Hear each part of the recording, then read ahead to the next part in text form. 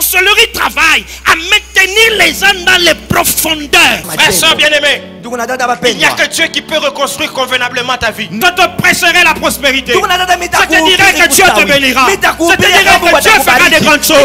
Mais je m'arrêterai aussi comme aujourd'hui. Je te dirai, donne ta vie à Jésus, sinon tu iras en enfer.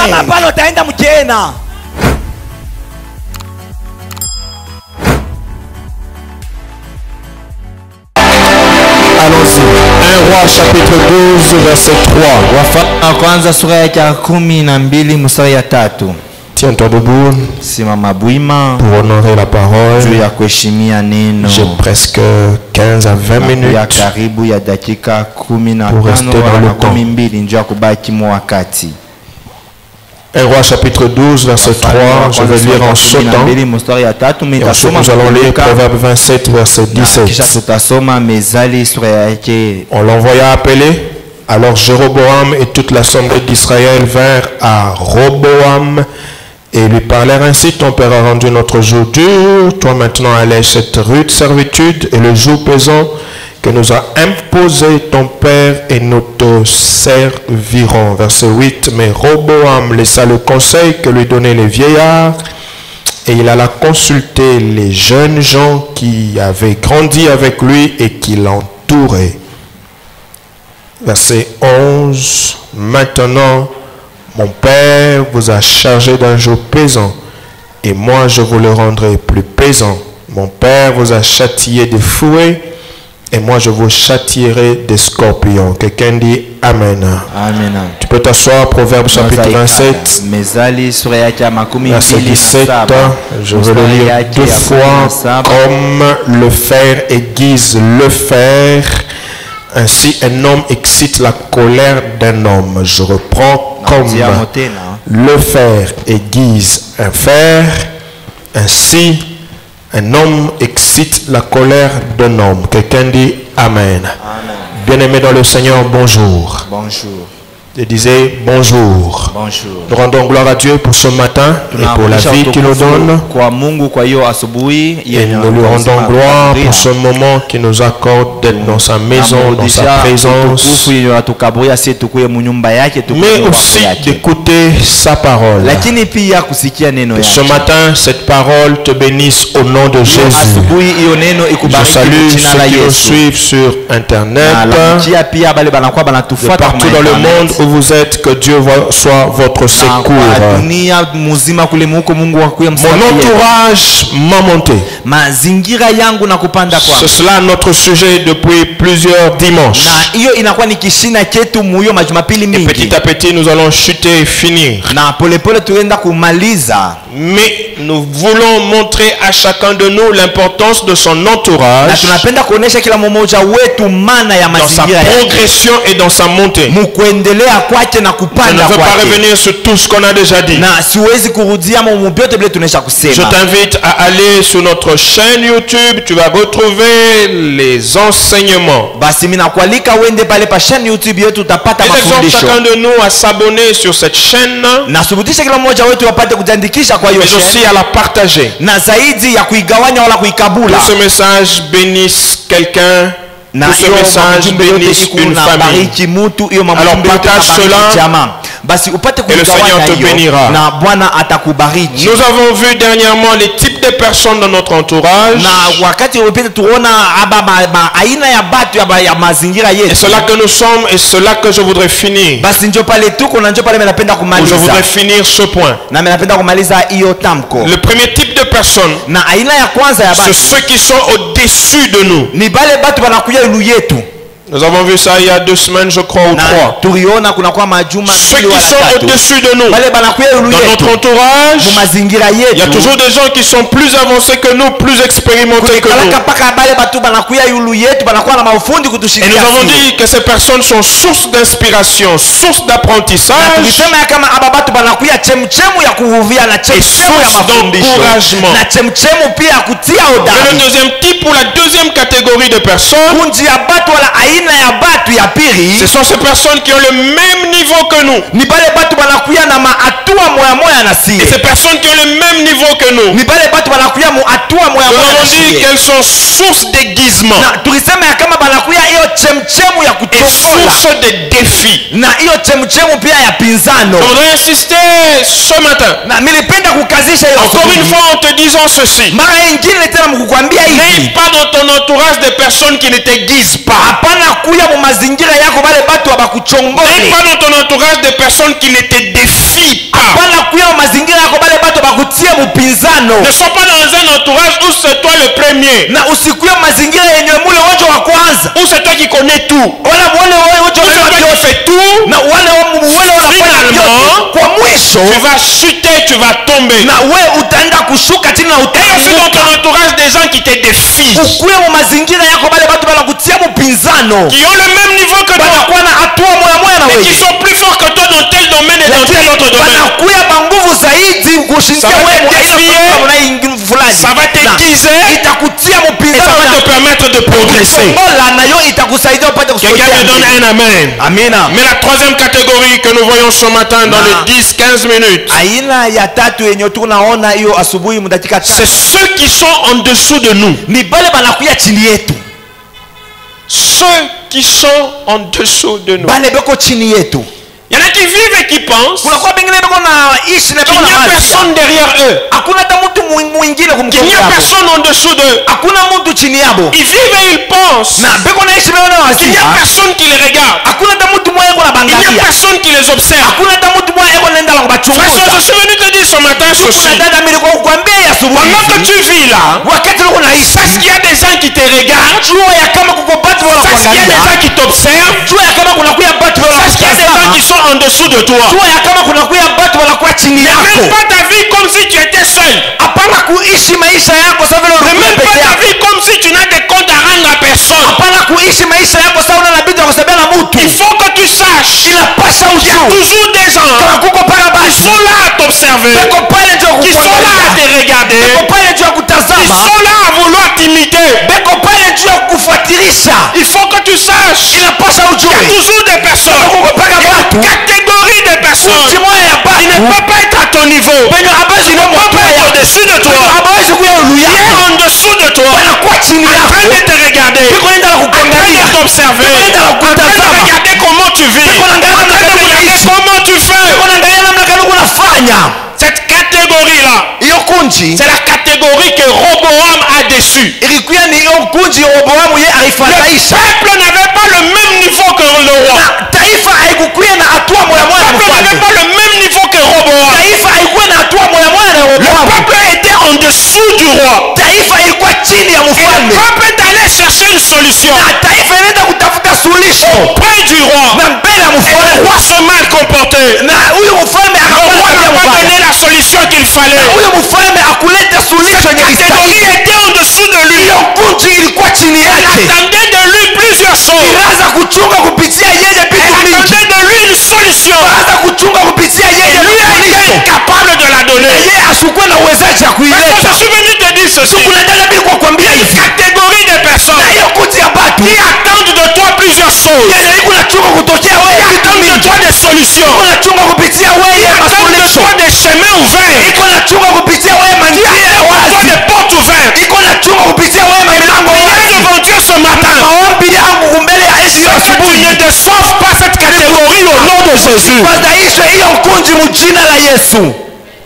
Chaque jour quand tu sors pour aller prier, chaque jour quand tu sors pour aller servir, il faut que tu saches qu'il y a des gens qui attendent, qui t'observent, qui se disent: on va voir son Dieu, on va voir ce que son Dieu peut faire. Ça veut dire en d'autres termes, toi et moi, nous n'avons pas le droit d'échouer. Interdiction formelle d'échouer. Parce qu'il faut que tu saches que si tu échoues, tu vas condamner plusieurs personnes. Alléluia. Amina. Alléluia. Amina. Si tu échoues, tu vas condamner plusieurs personnes. Ceux qui sont en dessous de nous, nous sommes et nous devons trois choses. Tunapasha tukuye juu yabo bitu bitatu. Nous allons y aller rapidement. Na tutaenda haraka. Ceux qui sont en dessous de nous, bale banakuya chini yetu, nous sommes et nous devons être pour eux trois choses. Tunakuya na tunapasha tukuye juu yabo bitatu. Kitu cha kwanza, nous devons être pour eux une référence ou un modèle. Tunapasha tukuye juu yabo kitambulisho na mfano. Une référence ou un modèle. Kitambulisho wala mfano. Bien-aimés frères et sœurs, bapendo tuko na dada, peux-tu me dire ce matin, unaweza niambia asubuhi, si tu es un modèle ou une référence pour quelqu'un, kama wewe unakuwa kitambulisho wala mfano juu ya mtu mwingine? Ceux qui sont en dessous de nous, bale banakuwa chini yetu, qui n'ont pas le même niveau que nous, abana na matua nous sommes appelés à être pour eux un modèle. Si tunaitwa tukuye juu yabo hiyo mfano, Une référence, wala kitambulisho, un modèle ou une référence pour des bonnes choses, na kitambulisho na mfano juu ya vitu vizuri, un modèle ou une référence pour le bien, kitambulisho na mfano juu ya vitu vya un modèle ou une référence pour la foi, kitambulisho na mfano juu ya un imani, modèle ou une référence pour la pureté. kitambulisho na mfano juu ya hiyo Il y en a qui utakatifu. sont modèles et références que pour des mauvaises choses. Kuna kwa pengine banakuwa mfano na kitambulisho juu paka ya vitu vibaya. Écoute-moi bien ce matin, mon frère, ma soeur. Mimi nakwambia asubuhi tuko kwa dada. Dans l'entourage, Na mazingira Dieu yako, placera toujours des personnes Mungu ataweka paka qui batu devront apprendre de toi. benye banapasha bajifunze kupitia weye.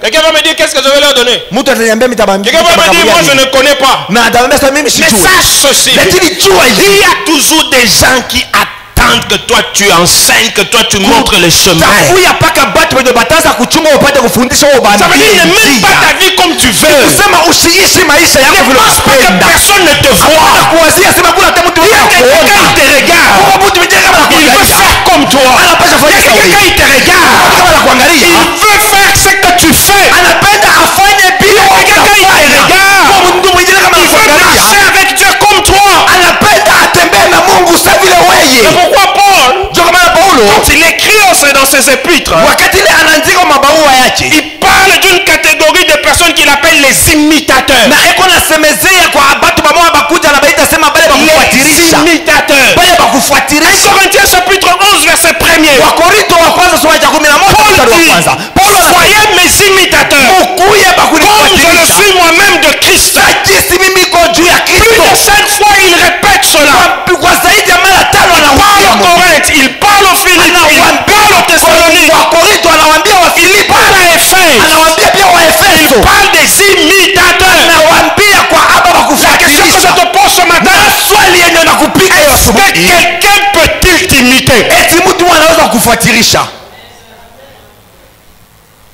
Quelqu'un peut-il t'imiter? Eti mtu anaweza kufuatirisha? Quand tu vis, Wakati unaishi, quand tu parles, wakati unasema, est-ce que quelqu'un peut t'imiter? eti mtu anaweza kufuatirisha? Paul dit, Paulo anasema, soyez mes imitateurs. mkuya bakunifuatirisha. Comme moi, Paul, Kama jinsi mimi je Paulo suis de Christ. ninakuya kwa Kristo, Pour qu'on t'imite, tu dois aussi imiter. sio ufuatirishe.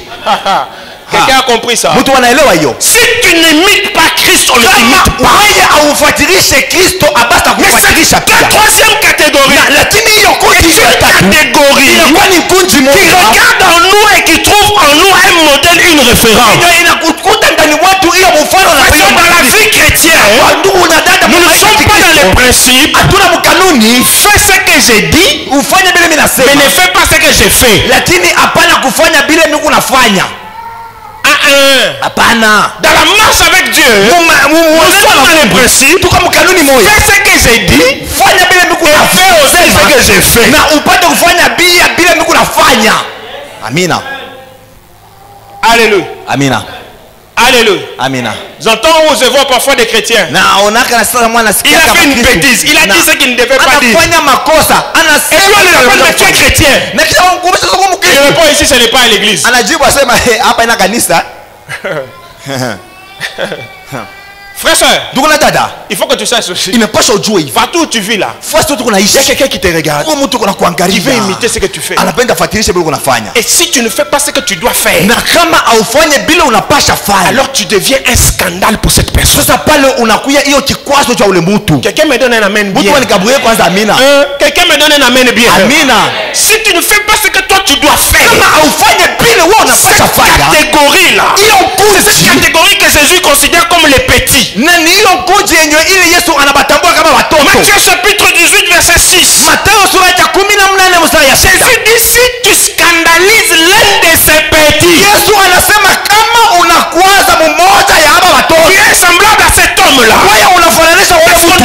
toi, on prend une meule, on te lie au cou et on te met dans l'eau pour que tu disparaisses parce que tu as scandalisé. Ma prière devant Dieu ce matin, ne soit pas un scandale au nom de Jésus.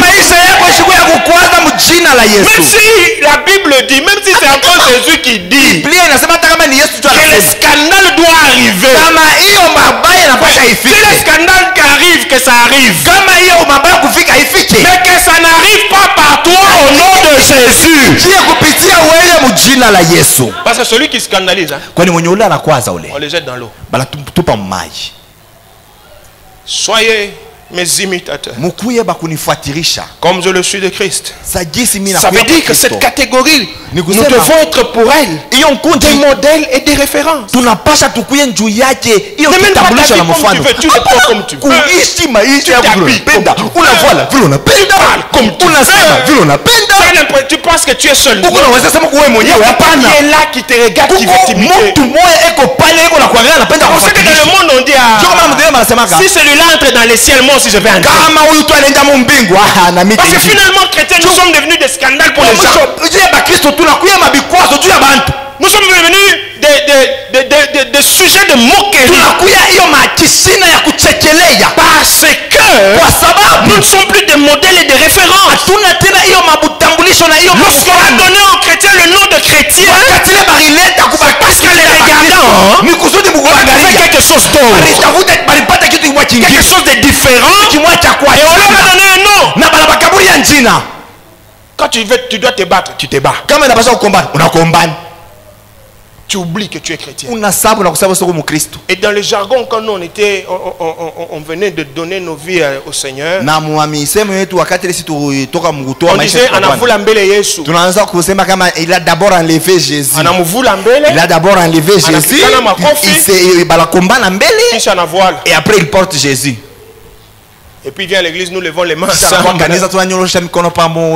Est-ce que quelqu'un peut t'imiter dans ta manière de vivre, dans ta manière de parler, dans ta manière de faire?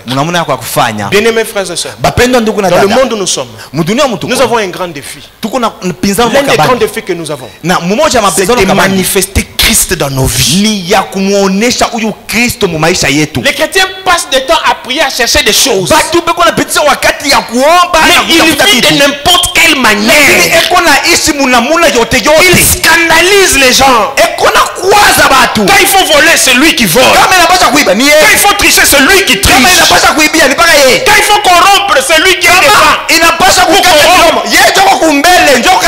Quand il faut tuer, c'est lui. Le poison dans les postes des chrétiens. Nous scandalisons plusieurs. Mais nous passons le temps à dire Seigneur bénis-moi.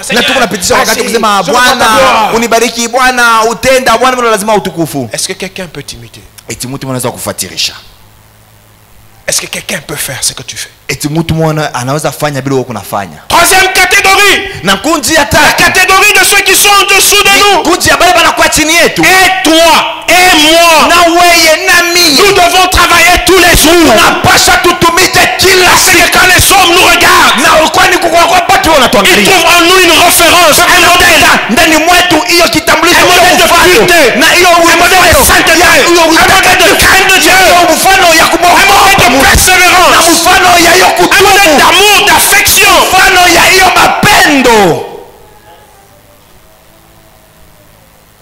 Deuxième chose que nous devons être pour eux. Je vais finir. Deuxième chose que nous devons être pour eux. La première, c'est la référence, le modèle. La deuxième des choses, nous devons être pour cette catégorie un secours. Un secours. Est-ce que tu peux être un secours pour quelqu'un? Est-ce que tu peux être un soutien, un appui? Parfois je pleure. Quelqu'un va se confier à quelqu'un d'autre. Il a trouvé que celui-là est un soutien pour lui. Quelqu'un qui lui a dit son problème. Celui qui est censé être soutien là commence à parler de ses problèmes. Ça brise le cœur. Inavunja moyo. Ça scandalise. Na inakwaza. Est-ce que toi tu peux être un soutien pour quelqu'un? Eti wewe unaweza kuya mtu akushika mkono jwa mwingine? Est-ce que tu peux être un appui pour quelqu'un? Eti wewe unaweza kuya egamio juu ya mtu ukasema prie avec moi. J'ai un tel problème. Est-ce que kuna mambo fulani? Eti wewe unaweza kwa mtu akumshika mkono? Est-ce que tu peux être son appui? Eti wewe unaweza kuya egamio yake? Partager la peine de quelqu'un d'autre? Unaweza kugawanya hiyo mateso ya mtu mwingine? Il y a des gens à qui on va poser des problèmes. Il t'a dit je vais prier pour toi. Mais il va dormir, il va pas prier. Toutes ces choses Dieu le voit. Est-ce que tu peux être un secours pour quelqu'un? Dans ton entourage, ceux qui sont en dessous de toi, il y en a qui souffrent plus que toi, il y en a qui ont des problèmes plus que toi. Qu'est-ce que tu fais? Est-ce que tu peux être un appui pour quelqu'un? Le peuple est allé chercher Roboam pour aller s'appuyer sur lui, afin que Roboam puisse alléger le joug. Au lieu d'alléger le joug, Roboam a ajouté. C'est pour ça que dans nos vies, il y a des problèmes. Quand ils viennent s'appuyer sur nous, au lieu que nous puissions les aider, nous ajoutons des problèmes. Parce que quand quelqu'un vient te parler, et puis toi tu sors, tu parles à ton ami. Ton ami parle à toi. Et puis lui il apprend ça. Ça veut dire que tu lui ajoutes un autre problème à gérer. Frère, soeur, je prie Dieu pour que dans cette église, nous ayons des chrétiens qui savent protéger les autres. Quelqu'un me donne un amen bien. Hein? Si quelqu'un est venu te parler, porte la charge avec lui. Prie avec lui en cachette. Ne sois pas quelqu'un, on te parle. C'est toi qui es le premier. Mwangaza, tu commences à parler. Non. Si quelqu'un vient te voir, pour te poser un problème, ça veut dire qu'il a trouvé en toi un secours. Si tu ne peux rien faire, ne le méprise pas. Il y a toujours deux solutions qu'on peut donner aux gens. La première solution peut être une solution matérielle. La deuxième solution peut être une solution spirituelle. Si je suis incapable de donner une solution matérielle à quelqu'un, que je lui apporte une solution spirituelle. Quelqu'un me comprend ce matin et dit Amen. Quelqu'un me comprend ce matin et dit Amen. Amen. Même s'il n'est pas de ton église, même s'il n'est pas chrétien, quand ta voisine vient te voir, quand tu ne sais pas faire, arrête là, funga kinywa, entre dans ta maison, prie pour lui, tu rentres dans la maison, on a mon béya. Dieu n'envoie jamais les gens venir nous poser des problèmes pour rien.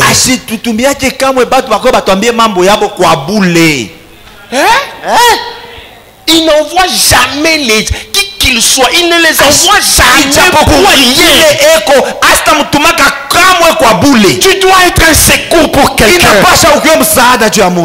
Quelqu'un me donne un amen. Sois un secours pour quelqu'un au nom de Jésus. Quand quelqu'un vient, ne le méprise pas. Frère, soeur, voici une autre forme de bénédiction. Non, voici une autre manière de Dieu de te bénir. Quelle est cette autre manière de Dieu de te bénir? C'est de t'envoyer des personnes qui n'ont rien pour que tu les soutiennes, afin que demain, lorsqu'ils seront élevés, que ces personnes te soutiennent.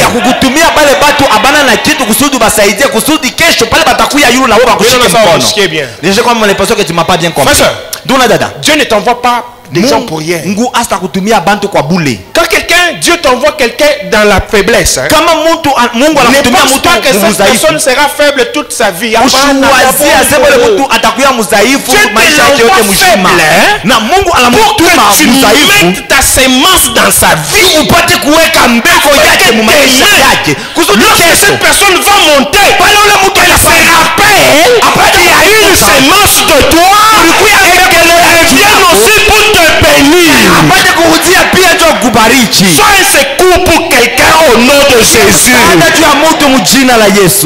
Troisième chose, je m'arrête là. La première, c'est être une référence. La deuxième, c'est être un secours. Et la troisième, c'est être pour eux une solution. Une solution. Être une solution pour les autres. Ne pas être un problème pour les autres. Il y a des gens qui sont des problèmes. Dès qu'il arrive, on le fuit. Dès qu'il ouvre sa bouche, on se dit ça c'est calme. Mais notre appel, notre destinée, c'est d'être une solution pour les autres. Et il y a des gens qui sont là et qui t'attendent de toi. Et j'insiste encore. Si tu ne peux pas donner une solution physique, enferme-toi, prie pour la personne. Et ça c'est une solution spirituelle. Et il y a des gens qui ont besoin de ça tous les jours autour de nous. Malheureusement, nous sommes paresseux, nous sommes distraits. Est-ce que tu pries pour ceux qui sont dans ton entourage? Est-ce que tu pries pour ceux qui sont en dessous de toi? Est-ce que ceux qui sont en dessous de toi trouvent en toi une solution? Bien-aimés frères et sœurs, les lois spirituelles, personne ne peut les abroger. Si tu ne peux pas faire quelque chose physiquement, fais quelque chose spirituellement alors. Quand tu fais quelque chose spirituellement, le monde invisible est au courant. Quand le monde invisible est au courant, même si la personne ne sait pas, Dieu te bénira en secret.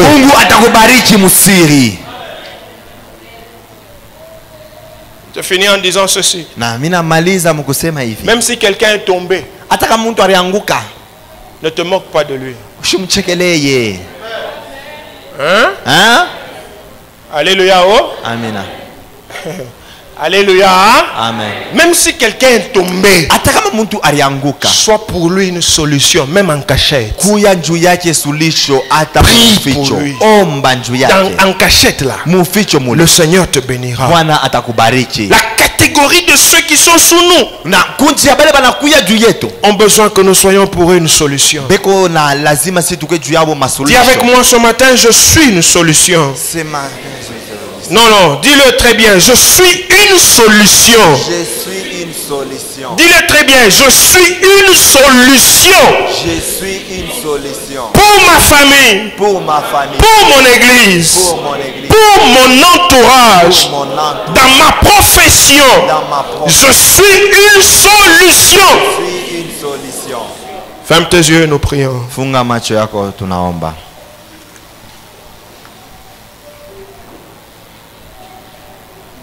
Ce matin, je veux prier avec quelqu'un. Qui a